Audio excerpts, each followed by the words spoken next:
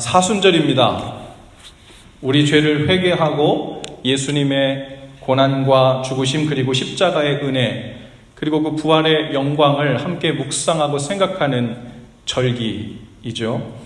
그런데 생각보다 많은 그리스도인들이 이 사순절을 시작하는 그 회개하는 일, 그 일에 대해서 참 쉽지 않아 하는 마음들이 있는 것 같아요. 그리고 그것이 어떨 때는 마음에 불편함을 주어서 야, 이거 회개 언제까지 해야 되는 건가? 그렇게 많이 했는데 계속 해도 되는 건가? 내가 회개한 거 또 회개하게 되는데 이거 진정성 있는 건가? 이래도 주님은 정말 괜찮으실까? 이 면모가 없어서 이거 계속해도 되나? 이런 마음들이 우리 가운데 있게 되죠. 바로 우리 회개 후에 우리의 삶이 그렇게 달라지지 않는 것 같은 그런 경험들을 하게 되면 그 다음번에 회개하는 일들이 점점 어려워지죠. 우리가 듣기는 많이 듣습니다. 회개를 하면 죄 사함을 받고 깨끗하게 되고 또 죄로 인해 주님과의 사이가 멀어지지 않도록, 서먹해지지 않도록, 주님과 동행하는 길이 흔들리지 않도록 한다. 또 죄인이 마땅히 해야 할 일이니까 또 하기도 한다 생각은 하는데요. 이 모든 일이 거의 눈에 보이지 않습니다.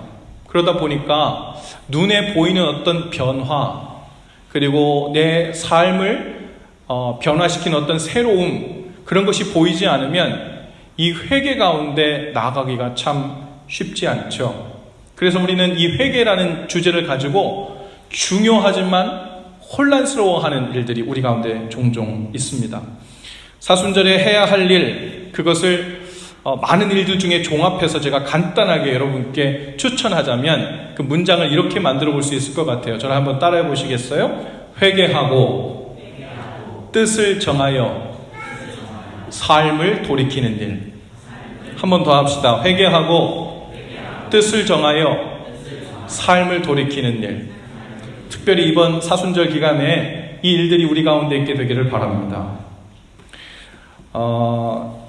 많은 사람들이요, 고민이 많아요. 회개는 했는데 삶이 돌이켜지지 않는 것 같거든요. 회개는 한 것 같은데 그 후에 기쁨이 오거나 삶이 새로워지지 않는 것 같거든요. 과연 나는 회개를 진정으로 한 건가? 용서는 제대로 이루어진 건가? 그 결과는 내 삶 속에 보이고 있나? 그것이 명확하지 않으면, 긴가민가 하면 그 다음번 회개도 우리 마음에 불확실하게 되는 거예요. 오늘 본문 19절에 보니까요, 회개하고 돌이켜 너희 죄 없이 함을 받으라. 이같이 하면 새롭게 되는 날이 주 앞으로부터 이를 것이요 그랬어요. 뭐 하는 날이요? 새롭게 되는 날이 주 앞에 이를 것이요.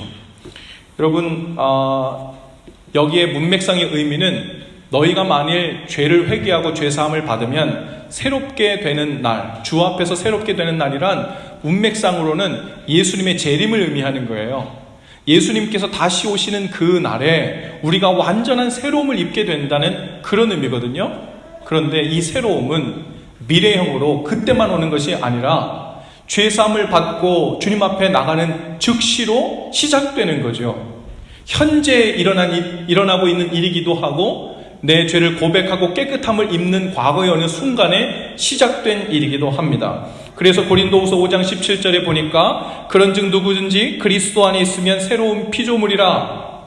이전 것은 지나갔으니 보라 새 것이 되었도다. 이렇게 말씀합니다. 이미 새로운 피조물이 되었대요. 그리고 새 것이 되었다고 말씀합니다. 오늘 19절에 있는 그 단어 중에 새롭게 되는 일이 있게 될 거다. 그 말을 개역 한글 버전으로 보니까 거기 뭐라고 표현했냐면 유쾌하게 되는 날이 주 앞으로부터 이르게 될 거다. 뭐 하게 되는 날이요? 유쾌하게 되는 날. 여러분, 유쾌하다라는 뜻은 마음이 기쁘고 즐겁다 혹은 몸의 기운이 넘친다 이런 뜻이에요. 그러니까 내가 하나님께 죄를 고백하고 사함을 얻게 되면 무슨 일이 발생한다고요? 마음과 몸에 기쁘고 즐겁고 새 힘이 넘치는 일이 뒤따라야 된다는 거예요. 그것이 바로 새롭게 되는 일이죠. 그게 바로 변화되는 일이죠. 회개 후에 우리 삶 가운데 당연히 와야 할 반응입니다. 그런데 많은 사람들이 회개 후에 그것을 느끼지 못하고 있다면 무언가 잘못된 거예요. 여러분, 이 새롭게 된다는 말에 그 성경 구절의 어원을 따라가면 무슨 의미가 있냐면 숨이라는 뜻이 있어요. 즉 새롭게 된다, 이 말은 뭐냐면 질식할 것 같은 삶 가운데 어려워하고 힘들어하다가 비로소 하고 숨을 쉬게 된다, 이런 의미예요. 여러분, 우리가 산소가 부족해서만 질식하지 않아요.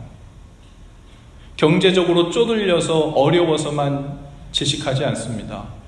물론 지금 이 세상에도 많은 사람들이 굶주리고 먹지 못해 어려워하는 사람들도 많지만 점점 더 많아지고 있는 사람들은 어떤 사람들이냐면 먹을 것, 입을 것, 쓸 것에 대한 염려보다도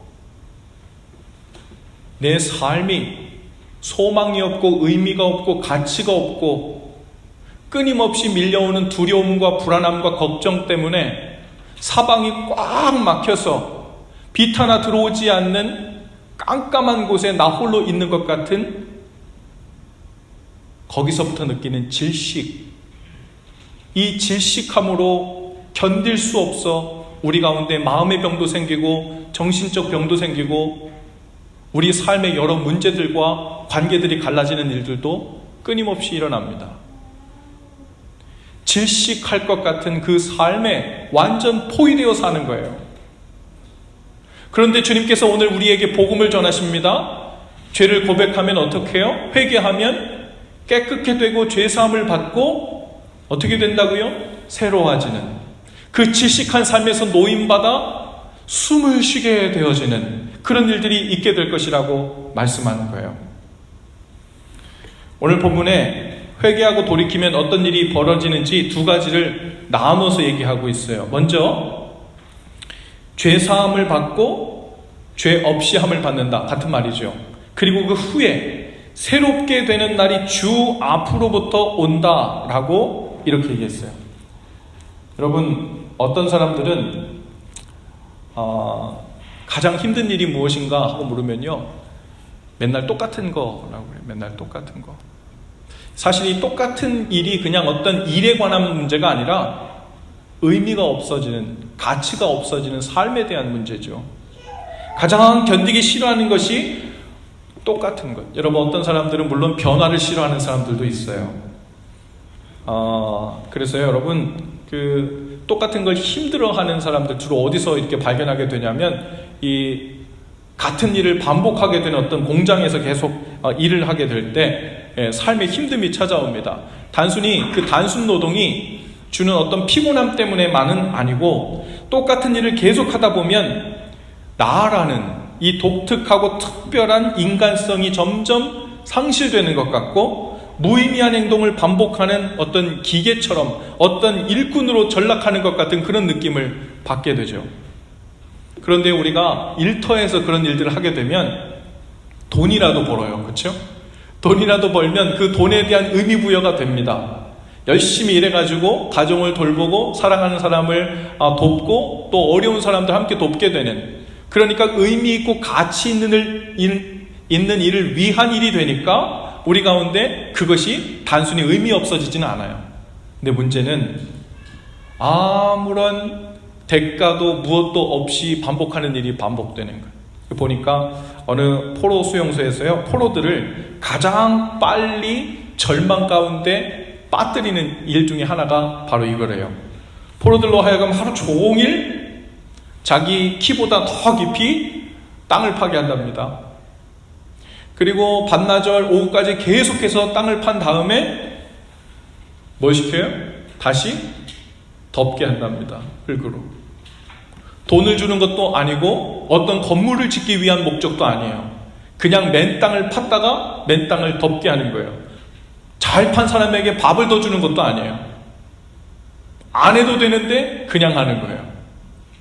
그 일을 반복적으로 시키면 그 포로들이요, 그 다음날도 똑같은 일을 반복하면서 내일에 대한 소망이 없어지고 자기 자신이 이런 가치 없는 일에 의미 없는 일을 위해서 사는 존재라는 그런 인간성이 말살되는 가장 어려운 그런 지경에 다다르게 된대요. 회개하는 일에 대해서 얘기하고 있는데 이 회개하는 일도 비슷한 범주에 들어가는 그런 느낌을 받는 사람들이 적지 않아요. 반복해서 회개하는데 삶에는 별로 변화가 일어나는 것 같지 않고 맨날 똑같을 때, 물론 회개는 흥미에 대한 것은 아니지만 흥미를 잃어버리게 되고 의미를 못 느끼게 됩니다. 그런데 오늘 본문에 회개를 하면 어떻게 되는 날이 이른데요?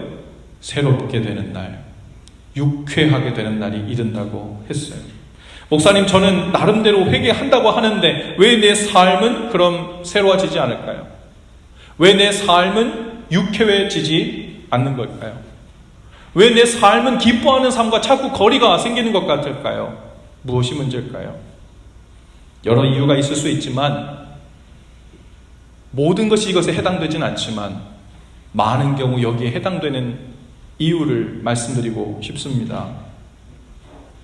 많은 사람들이 회개는 한다고 하지만 삶이 새로워지고 변화되지 않고 유쾌함이 없는 이유, 저를 한번 따라해 보시겠어요? 실제로 회개를 하지 않기 때문이다. 실제로 회개를 하지 않기 때문에 그래요. 제 얘기는 입술로 시인이나 고백을 안 했다는 말이 아니에요. 그런데 성경에서 말하는 의미의 회개를 마지막까지 끝마치지 못한 미완성된 회개들이 대부분이라는 말이죠. 많은 사람들이 실제로 회개를 한다고 혹은 했다고 생각합니다. 그런데 회개를 시작은 했는데 끝까지 완성하진 않는 거예요. 무엇만 하냐면 죄에 대한 인식, 그리고 시인, 그리고 자백까지 해요. 그런데 회개는 거기서 멈추는 게 아니에요. 회개는요, 스탑 사인이 아니라 유턴 사인이에요. 가다가 멈춰서서 하나님 잘못했어요, 하나님 그거 죄인 거 시인합니다 하고 3초간 혹은 3시간 동안 혹은 3일 동안 멈췄다 가던 길을 계속하는 걸 회개하고 하지 않습니다. 오늘 말씀해 보니까요, 회개는 고백 후에 하나님께로 다시 나아오는 데까지가 회개라는 거예요. 오늘 19절 말씀을 공동번역 성경으로 보면 이렇게 기록되어 있어요. 그러므로 여러분은 회개하고 하나님께로 돌아오십시오. 그러면 여러분의 죄가 씻음을 받고 주님 앞에서 새로워지는 때가 올 것입니다. 뭐 하라고요? 여러분은 회개하고 하나님께로 돌아오십시오. 그러면 여러분의 죄가 씻음을 받고 주님 앞에서 새로워지는 때가 올 것입니다. 여러분, 새로워지는 때를 기다리고 원하고 간절히 소원하고 있습니까? 그러면 회개한다는 말의 의미는요, 하나님께 돌아오는 데까지예요. 돌아오는 데까지. 돌이켜 하나님께 나아가는 것. 죄시인과 고백 후에 실제로 하나님께로 내가 돌이켰는지 돌이키지 않았는지, 즉 내가 회개를 하다 말았는지 끝까지 했는지를 알아보는 기준이 있어요. 모든 것에 통하지는 않지만 대부분은 여기에 해당합니다. 그 기준, 저를 한번 따라 봅시다. 뜻을 정하여 행하는 일. 뜻을 정하여 행하는 일이에요. 내가요, 죄 고백은 했어요, 시인은 했어요. 그런데 죄를 고백하고 시인한 후에 그 자리에 가만히 서 있잖아요. 그러면 내가 어디에 서 있는지 그때부터 모호해집니다. 그 다음 발을 어디로 떼야 될지 잘 몰라요.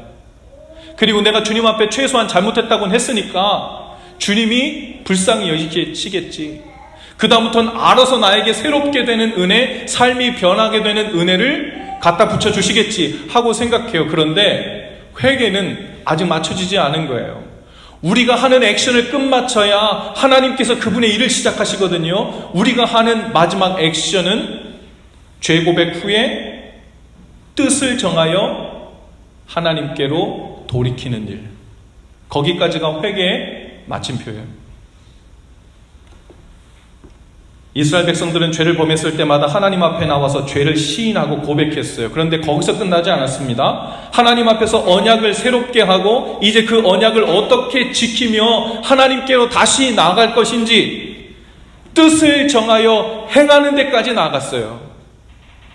그게 돌이키는 거였어요. 잘못했습니다 하고 끝나는 게 아니라 이제부터 하나님을 그 언약을 기억하여 어떻게 경외하며 어떻게 주님을 사랑하며 살겠다는 결단이, 그리고 또 그 다음부터 서로 감시해주고 모든 사람이 서로 보는 앞에서 서로에게 그 결단을 하게 하는 그 과정을 거쳤죠. 신앙생활이란 엄밀히 말해서 퍼센테이지가 50%로 나눠지진 않지만 두 가지로 크게 나눠져 있다고 볼 수 있어요. 하나는 예수님이 십자가에서 행하신 일을 믿고 그 흘리신 보혈을 믿음으로 마음의 문설주에 다 발라서 어린 양의 피로 출애굽할 때 이스라엘 백성들이 구원을 얻은 것처럼 믿음으로 그 보혈의 능력을 마음판에 바른 사람들은 온 세상을 구원하시기 위한 어린 양으로 오신 예수 그리스도의 보혈의 능력으로 죽음이라는 재앙을 만나지 않고 넘어가게 되는, 패스 오버하게 되는 그런 은혜가 임하게 됩니다. 여기까지만 해도 출애굽이에요. 너무 감사한 일이에요. 그런데 많은 사람들이 여기까지 되면 90% 이상 되었다 생각해요. 그런데 성경은 그렇게 얘기하고 있지 않아요. 여러분, 애굽에서 이스라엘 백성이 출애굽한 후에 그 다음부터 가나안 들어갈 때까지가 40년이에요.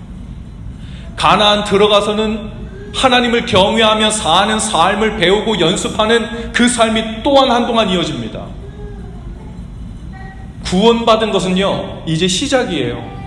하나님이 우리에게 주시고자 하시는 그분의 큰 뜻은 단순히 생명을 간신히 구원해내는 일이 아니라 구원해내서 하나님과 함께 누리는 의와 평강과 희락, 그분 안에서 누리는 풍성한 삶, 그 생명을 확장시키고 온전케 하는 일까지 우리를 이끌어 주시는 거예요. 그게 목적이세요. 그게 본심이고 그게 본론이에요. 그러니까 간신히 애굽에서 탈출하고서 90% 이상이 이루어졌다, 죄사함을 받았다, 그렇게 생각되면 신앙생활의 대부분의 내용은 모르고 목적도 모르고 심심하게 이제 나머지 삶을 어떻게 살아야 될지 고민하며 살게 되는 거죠. 여러분, 나머지 반쪽은 죄사함을 받은 그 후의 삶에 대한 것이에요. 오늘 본문 말씀처럼 죄사함 후의 삶이 날로 새로워지고 변화되어지고 심호흡을 쉬게 되고 유쾌함을 누리는 거예요. 영어로 그 유쾌함이 refreshing이잖아요. 여러분, 언제 refresh 하는 느낌을 받아보셨어요? 내가 하나님을 믿고 어느 순간에 내가 주님 때문에 유쾌하게 됐다. 그때가 회개를 온전히 마친 후에 바로 맞물려서 시작되는, 성령을 통해 시작되는 삶의 변화, 성령을 통해 시작되는 우리 삶의 그 새로움, 거기까지 나아가야 돼요. 그 사이클이 돌기 시작해야 합니다. 그래야 신앙생활의 본론이 어디 있는지, 주님의 본심과 그 뜻이 어디 있는지를 바로 알게 되죠. 성령 안에서 뜻을 정하고 돌이키는 삶으로 나아갈 때 여러분, 우리의 삶이 새로워집니다. 뜻을 정해야 돼요. 뜻을 정하지 않으면요, 우리의 회개가 중간에 가다 마는 거예요. 그리고 나선 하나님께로 돌아 나아가는 일을 행하지 않고 계속 유보하고 있는 거예요. 하나님, 저는 회개했는데 왜 하나님 제게 은혜를 다시 베푸지 않으세요? 제가 회개하고 주님 앞에 고백했는데 왜 제 삶을 완전 180도 새롭게 다시 만들고 가지 않으세요? 그러고 있을 때가 아니에요. 왜요? 우리는 아직 회개하다 말았어요. 뭘 안 했어요? 뜻을 정하지 않았어요. 무엇을 위한? 하나님께로 삶을 돌이키기 위한 뜻을 정하지 않았어요. 에스더 왕비는 어떤 뜻을 정했어요? 하나님, 제가 죽으면 죽을 것입니다. 제 목숨은 하나님께 맡기겠습니다라는 뜻을 정했어요. 다니엘은 어떤 뜻을 정했어요? 포로로 잡혀간 그 나라의 임금 진수성찬을 내가 먹지 않겠습니다. 그것으로 내 몸과 마음을 더럽히지 않겠습니다. 나를 윤택하게 하고 힘있게 하고 나를 살아있게 하고 생기와 생명을 주시는 분은 하나님이십니다 라고 결단하고 왕의 진미에 손내지 않기로 뜻을 정했대요. 다니엘의 세 친구는 무슨 뜻을 정했어요? 우리가 풀무불에 들어가 다 타 죽을지라도, 주님께서 우리를 구원해 주시 않으실지라도 왕의 신상 앞에 절하지 않겠다고 뜻을 정했어요. 뜻을 정했다는 단어는 나오지 않지만 뜻을 안 정하고 주님 앞에 나갔던 하나님의 사람들이 없었어요. 아브라함을 보세요. 본토 친척 아비 집을 떠났다 그랬어요. 뜻을 정한 거예요. 무엇을 위한? 지금부터는 내가 하나님의 말씀을 따라 살겠다고 뜻을 정한 거예요. 그 다음부터는 하나님의 말씀을 붙들고 살고 있는 모든 장소가 아브라함의 영적 고향이자 보금자리가 된 거예요. 뜻을 정하는 것 없이 주님 기뻐하시는 삶으로 뛰어들어가는 삶은 없어요. 작든 크든 어떤 모양이든 우리 삶에 뜻을 정하는 일이 항상 선행됩니다. 여러분, 하나님 앞에 진지한 신앙생활로 언제 돌이켜보셨습니까? 그 돌이켰던 때를 한번 기억해 보세요. 그때는 여러분들이 무언가 뜻을 정한 일들이 있어요. 하나님, 주일은 다 제 거라고 생각했는데 일주일에 한 달에 한 번도 안 나가다가 한 달에 격주로 나가서 하나님 예배만 해줘도 하나님께서 그래 안 나오다가 2주 나오니까 얼마나 좋냐 하면서 하나님이 기뻐하실 줄로 생각했는데 어느 날 주일은 제 것이 아니었군요. 온전히 주님을 향한 날로 정해놓겠습니다 하고 뜻을 정한 날, 내가 가진 소유권의 뜻을 정한 날, 내가 여전히 부족하지만 내 것을 하나님 뜻대로 누구에게 나누기로 뜻을 정한 날,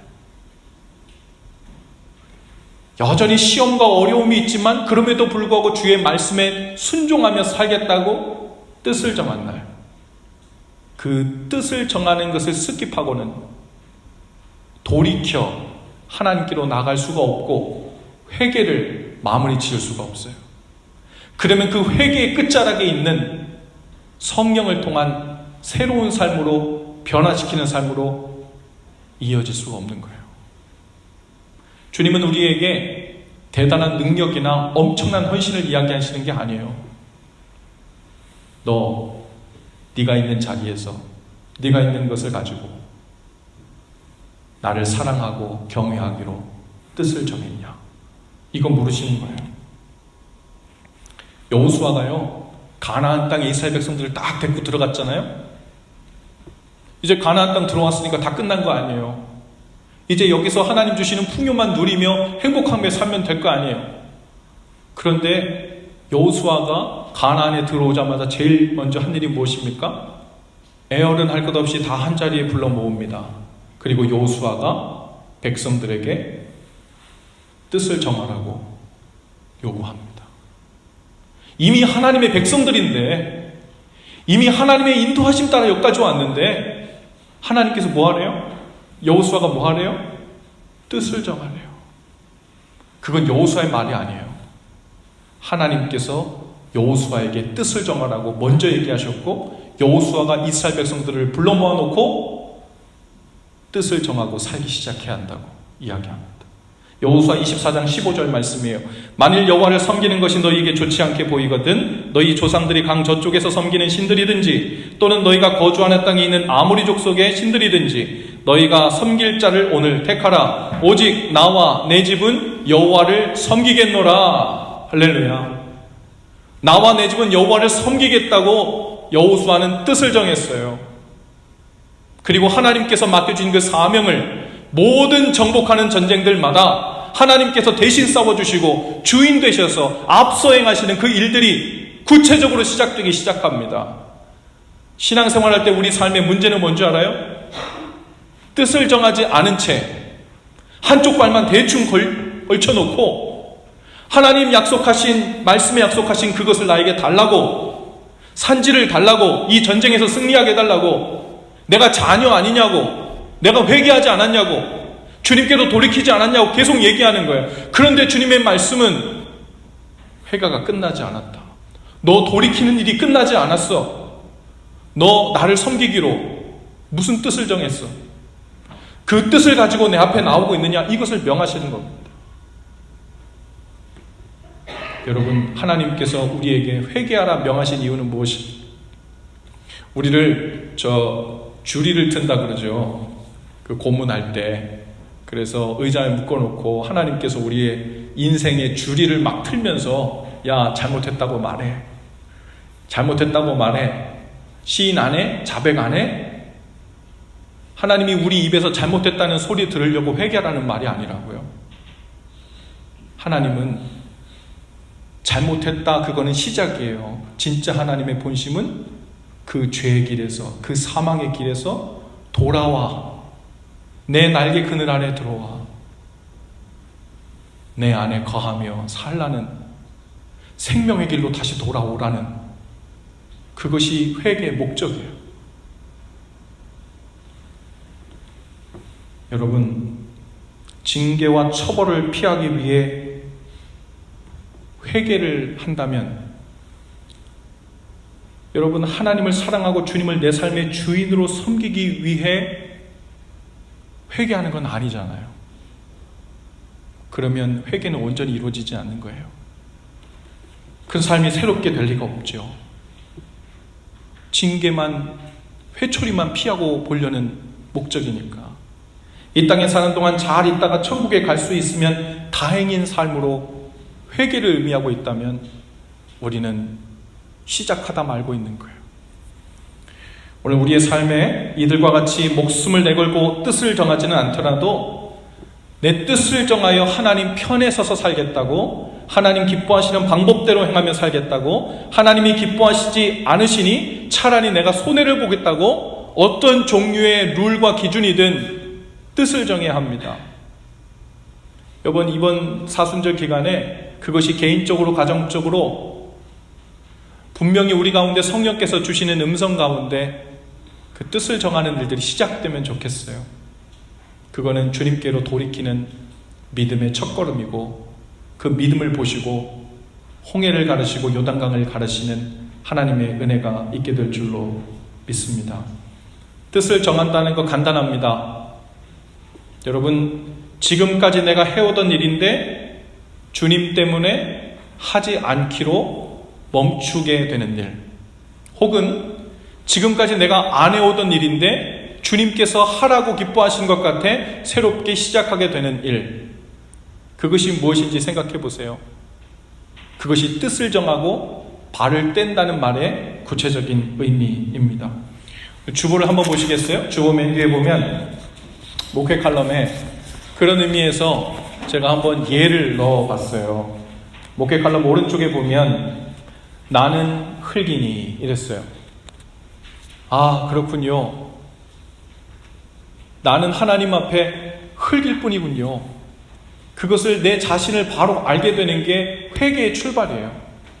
저는 흙이니 이렇게 뜻을 정하겠습니다. 또 하나는 주님이 주인이시니 제가 뜻을 이렇게 정하겠습니다. 샘플 한번 넣어봤는데 우리 네 가지를 우리 한 목소리 좀 한번 읽어볼까요? 시작. 나는 흙이니 이제부터 나의 것처럼 자랑하거나 교만하지 않겠습니다. 나는 흙이니 쉽게 분노를 쏟거나 내 뜻대로 되기를 고집하지 않겠습니다. 주님이 주인이시니 제 모든 소유가 주님 것이라는 고백을 시작하겠습니다. 주님이 주인이시니 배우자와 자녀와 저의 미래를 주님 손에 맡긴 증거가 보이도록 말하고 행동하겠습니다. 여러분, 어떤 모양이든지 이 일이 구체적으로 시작될 수 있기를 바랍니다. 하나님께서 은혜 인색하신 분이 아니시죠? 우리를 초청하기 원하시는 하나님께서 원하시는 것은 온전히 돌이키는 것입니다. 우리 모두 자리에서 일어나실까요? 우리 앞뒤 좌우분 인사하시면서 이렇게 인사하십시다. 뜻을 정합시다. 한번 인사하십시다. 뜻을 정합시다. 한 번 더 인사하실 때 새롭게 되는 날이 오고 있습니다. 새롭게 되는 날이 오고 있습니다. 우리 헌신 기도를 다 같이 함께 하고 우리의 고백을 주님 앞에 올려드리십시다. 함께 기도하죠. 시작. 주님, 죄를 고백하고 삶을 돌이켜 주님께로 다시 나아가기를 원합니다. 뜻을 정하여 구체적으로 주님을 사랑하고 주님 안에서 새로워지는 삶으로 들어가게 하옵소서. 오늘 우리의 삶의 작고 큰 영역에서 주님 때문에 하던 일을 멈추고 안 하던 일을 시작하는 새로워지는 역사가 있게 하옵소서. 주님 안에서 기쁘고 유쾌하게 되는 새로움을 주옵소서. 예수님 이름으로 기도합니다. 아멘. 주님 이제 주님께 돌아갑니다. 정직함으로 돌아가고 진실함으로 돌아갑니다. 함께 고백을 올려드리십시다.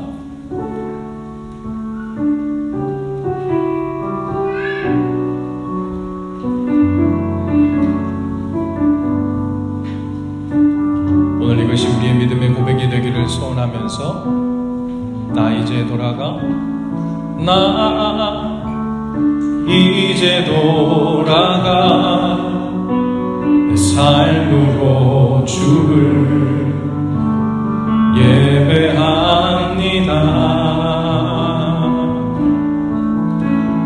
늘 정직함으로 더 진실함으로 나를 드립니다. 한 번 더 나 이제 돌아가 나 이제 돌아가 내 삶으로 주를 예배합니다. 늘 정직함으로 더 진실함으로 나를 드립니다. 나를 더 잘하시는 주님, 나를 더 잘하시는 주님, 나도 주님 더 알기 원해요. 마르지 않는 주의 자비하심 주의 품 안에서 나 노래하네. 나의 삶의 모든 순간이 아름다운 노래되어 가장 귀한 나의 주님 찬양하며 살아가 나의 삶의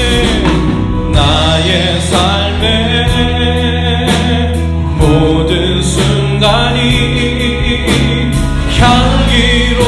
향기로운 예배되어 가장 귀한 나의 주님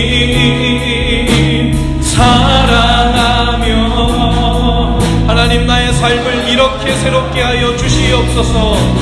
나의 삶의 모든 순간이 아름다운 노래되어 가장 귀한 나의 주님 찬양하며 사랑 나의 삶의 모든 순간이 향기로워지기를 원합니다. 주님 예배되어 가장 귀한 나